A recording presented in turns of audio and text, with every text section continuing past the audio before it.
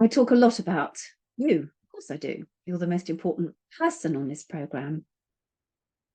And a lot of what you've done over these last 4.5 months has been on your own. But of course, there's not just you involved in this, is there? And sometimes we have to consider the people around us and the impact that they might have on our eating. So this section, this step, I've called Helping Others to Help You. And in the first part, I've highlighted some people, types of people who may unwittingly be sabotaging your mindful eating because they have an influence on you and because of the kinds of things that they say or they do. So to give you an example, we've got a feeder, right? So a partner or friend for whom expressing love and care comes in the form of food. Someone who goes out and buys you chocolates because they want to demonstrate how much they love you and they think it's what you need. And how are you going to deal with that? This step does have some potential strategies that you can use. The jealous friend who isn't that comfortable with you having a better relationship with food or losing weight.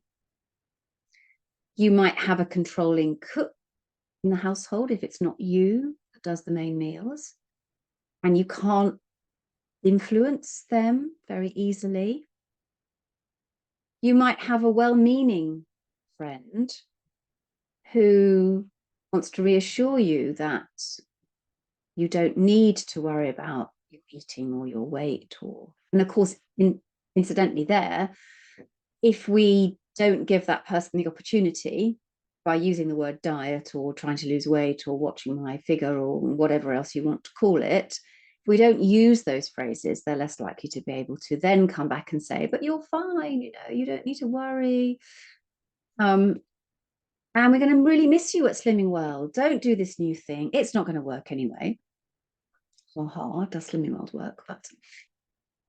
But also sometimes friends, either the jealous friend or the well-meaning friend, can want to encourage you to have a cake with them or eat something that they don't really allow themselves. So they're still stuck in diet mentality and they want you to have it with them because it makes them feel better.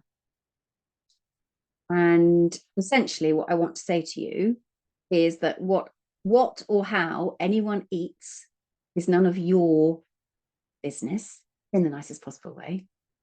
It's about them. And all this is about trying to distance yourself from what those people are saying and what they're trying to make you do. You know, that classic, oh, go on, one won't hurt you sort of thing. Well, I've already said I don't really want one. So in this step, I've also given you a few things that perhaps you might say and a few strategies.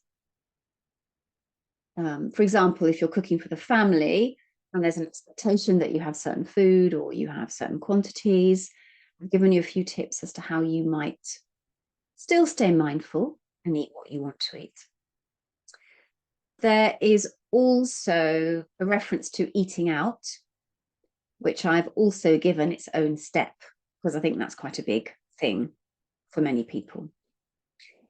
So there you are. You've got some thoughts, you've got some strategies, and I hope it might help you feel less isolated if you're thinking that maybe no one else has got these issues with other people, or that maybe you're feeling a bit guilty because you've got some negative thoughts about them.